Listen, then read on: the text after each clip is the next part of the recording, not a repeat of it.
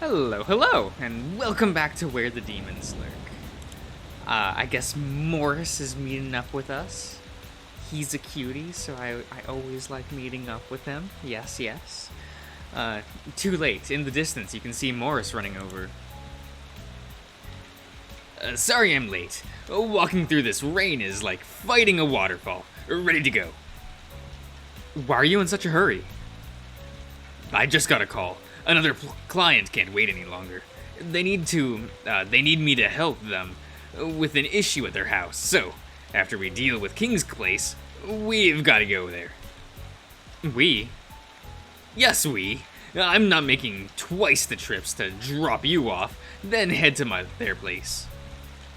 Your lips curl into a frown, and just when you thought you could have the night to yourself. All right, I guess. Let's go. Wait, I don't have an umbrella. Oh, then we'll share. There's enough room here. You don't think it's weird? Two guys, one umbrella? Does it look like we have a choice? Come on. It's that, or I'm going without you. Okay. Sticking close to him, you both walk through the rain to King's apartment. With every step, your mind questions your very presence. He's not saying anything. Should I? I haven't showered since this morning. Maybe he hasn't noticed, but doesn't want to point it out. Your shoulder brushes against his. You instinctively shuffle aside, but the boar's head reaches out and pulls you closer to him. Hey, you're gonna get wet. Stick close. The warmth of his firm grip fills you with reassurance. Seeing that Morris is unbothered by your closeness, you begin to hear the rain again. You know, this rain wouldn't be so bad if I was at home with a hot mug of soup. You make soup? I usually make coffee. Something warm on a cool, rainy day always hits the spot. That it does. For the rest of the walk, you do your best to keep your eye on the footpath. All the while, you both keep close. Close. Keep each other close.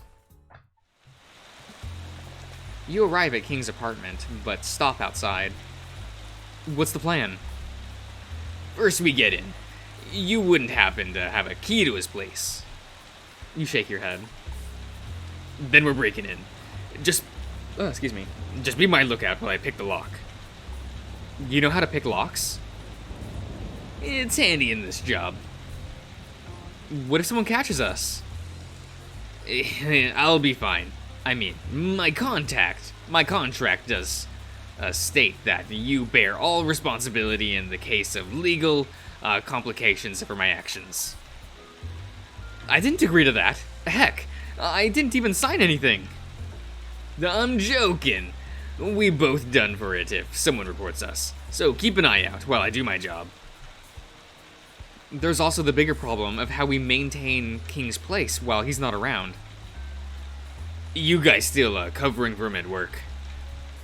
Technically, we had to put in a notice to HQ that King's on unpaid leave for a few months to manage his studies. That's why I'm worried.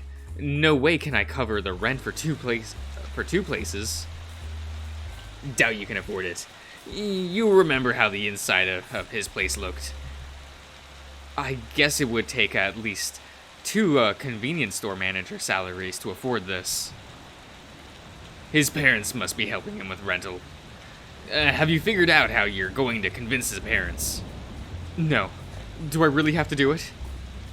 Yes, because you're the only one who knows him best. Now come on! Both of you take the elevator up to King's Place. Oh, okay. Okay, I get it. Outside of King's door, you look around to make sure the coast is clear. You're positioning yourself next to the crouching Morris, while facing the other way. You come just to make sure no one sees what's happening. He takes out a paper clip and a screwdriver and begins tinkering with locks. Seconds tick by in rhythm with your heartbeat. Your hands feel cold and numb, and and an uncomfortable tightness grabs your chest. Can you hurry up? Someone could show up at any second.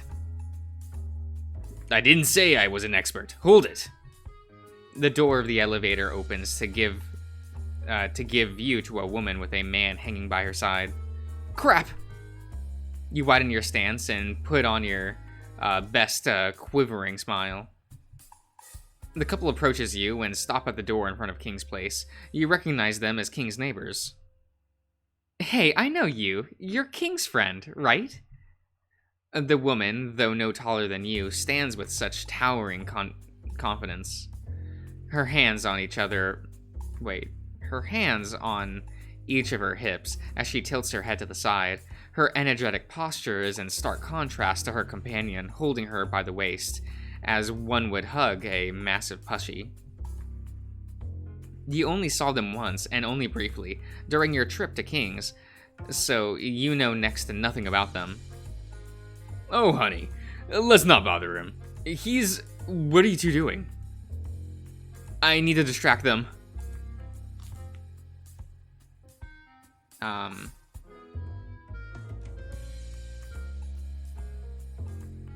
Well, they're obviously going to their... Yeah, whatever. I could ask you the same thing. What are you two doing? What we're doing is none of your business. Hey, yeah, just fess up. What are you two do? Are you two doing something illegal? Call security, honey. These two look like trouble. Morris grips you by the shoulder, and as he gently moves to the side. His smile's wider than usual. Whoa, sorry about that, folks. Buddy, I told you to lay off of those drinks last night. The boy stands in front of you and extends a hand to the couple.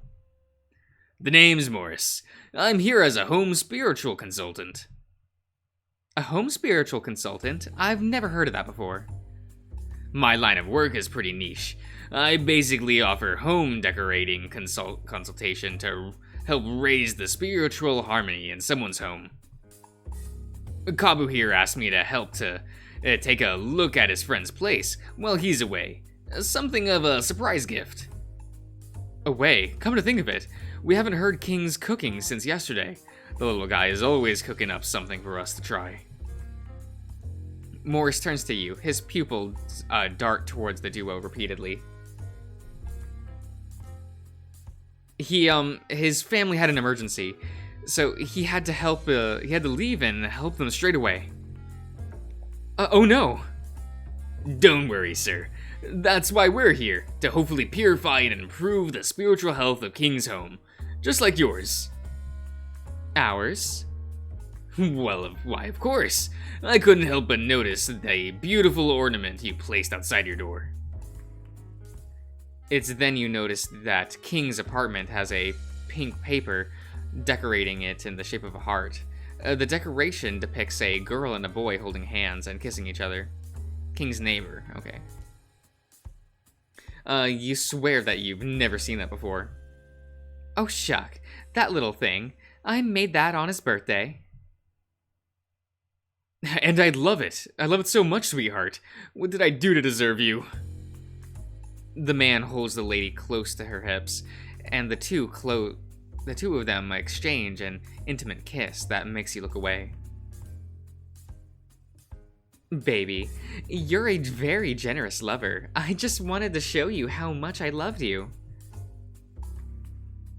I love you too, babe. I just want to. He whispers something into her ear, as she yelps and whispers something back. The two exchange a laugh before pressing their lips against one another. You turn your head, feeling like you are intruding on something. The man breaks the kiss first. It was nice meeting you two. How fun. They both go back, lips. They go back to locking lips as they awkwardly stumble into their apartment. You hear the door slam and then a faint noise of things dropping. Okay. Morris turns the King's door and enters the apartment. Come on. Take a look around and see if you can't find his parents' contact. We might be able to find his phone. I seem to recall he misplaced it somewhere at home before he left work. I'll check the bedroom then. You check everywhere else. Morris heads for the bedroom. Bathroom. You enter the bathroom. It's a tight space with a small white porcelain sink. On the sink, there are 2 cups with toothbrushes inside. The red cup has King written on it, with the blue one, while the blue one has your name. You hold your cup up close. You gave this to me the first time we met. Bittersweet memories of when he first presented you the cup and toothbrush resurfaces. You remember the way he doted on you when he invited you to live with him, and you thought he was overbearing and suspicious. Yet when he gave you this cup, there's no doubt. Those doubts went away, and you truly believe you had found a new friend. You hover the cup over where you took it until you can prepare. Wait, you are prepared to put it back down. Looking around the overhead cabin, you find bottles of shampoo, soap, pink hair dye, and cosmetic star-shaped stickers. Cosmic, not cosmetic. Cosmic. The power cosmic. And here I thought he drew that star on his face every day. Alas, there is no information about King's parents here. You leave the room. Kitchen. Maybe that's where phone is. Inside the kitchen, you took a look at the refrigerator. Its surface is decorated with different pieces and papers and photos.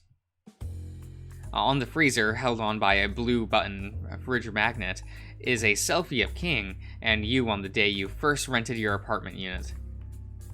To its right is a picture of King and a group of his course mates. They are standing around a projected presentation on business management. You recall this was King's group project during his last semester.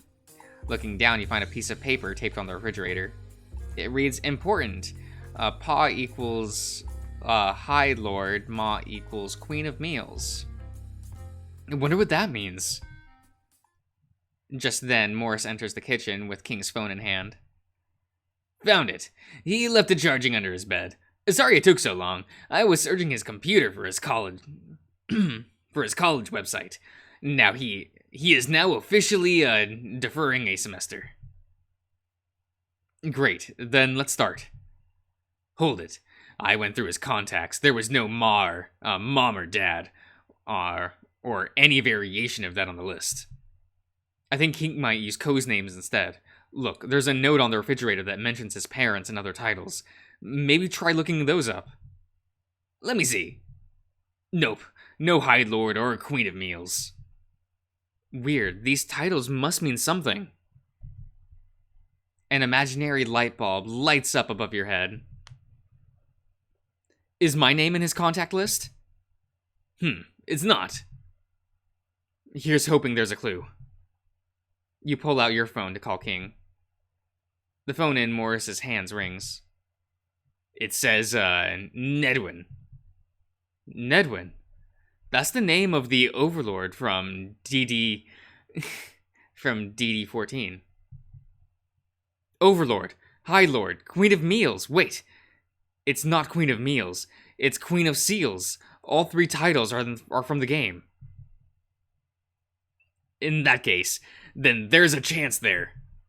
Morris scrolls through the phone for a few minutes. There we go. According to their chat records, these are them. The dad is under Skozin and the mom is under Luna. You know the names of the game characters? I play when I have the time. And you mentioned the names of those 2 NPCs. I think they were the first 2 you met at the starting village. Then you know how far into the game I am. Okay, take your pick. Who do you want to talk to? Wait, why me? You know him better. I'm assuming you know how to sort of talk like him. Or at the very least, that you won't come off as suspicious. I doubt that matters when I don't sound like King at all. You're not going to call them. Just use the chat. He hands you the phone. Man, I don't believe I'm going to lie to his parents. You pace around the kitchen several times while gripping the phone tightly. Really? You're second-guessing yourself now? Look, I get paid either way. You wrinkle your nose and avoid his gaze. He rests his hands on his hips and shakes his head. Look, think about it like this. This isn't your guilt to bear. What? Let me be the one responsible for this. You're just going to say what I say. If this goes south, I'm the one to blame, not you. Okay. And what exactly am I saying? What if they start asking questions, and I don't know what to say? Relax, we'll play it by ear. I'll be here the whole time. If things aren't working, I'll help. Just imagine you're talking to your real parents. The only parents you ever knew would never have the time to be concerned by your comings and goings. Just start with a reason that King won't be reachable for a month. Maybe. I'll say my phone's broken, or so they can't call or message me for a few months.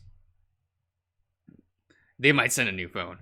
Try thinking of somewhere or something they wouldn't need them to try to call you. Okay, I'm going to say King is going to camp for a few months, and there's no phones allowed. That could work. Give it a go. Alright, first, who to pick? You open up King's chat messages with his father. Skimming through, the father sends King's a lot of photos of him doing charity events or having tea with his friends. Going further, it would seem that King and his dad share a lot of articles about their queer community.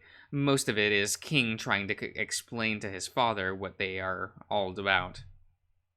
At the very top of the chat box, there was a message from King that just said, "Pa, I need to talk to you and Ma tonight. I need to tell you about the guy I'm dating." You exit from his father's chat box. And talks with his mom about. Nothing much in the mom chat box. Most of it is just her sending motivational good morning posters or posts about an unconfirmed medical scare. I'll message Dad first. Morris nods. He stands next to you while he peers at the screen in your hand. You note that King refers to his father as Appa. Appa? The message is instantly seen by the person on the other end. They're typing back. A voice message pops up. Ah, boy, where have you been? Ma and I tried to call you so many times last night. You didn't, but you didn't answer. I'll call you now. The screen switches to an incoming call alert. You look at Morris. Crap, what do I do? If you answer it, then he'll know something. If you answer it, then he'll know something is up. You quickly hit the cancel button and follow it up with a message. King would say, maybe, Pa, I need to talk to you about something important, but I can't take the call right now. If it's so important, then we should talk on the phone. Oh, please, Pa, it's just, this is something very important, and I don't think I can hold back my tears if I say this directly to you. It takes a good minute before the next voice message pops up. Ah, boy. What is it you want to talk about? It's the mom. I think they're tag teaming in chat. Stay calm. Just stay calm. Ma. Okay, don't get mad, but I'm going away to be a counselor at a camp. The next reply comes instantly. Camp? What camp? What about your studies? Pa, he says he is going to camp. Domeric?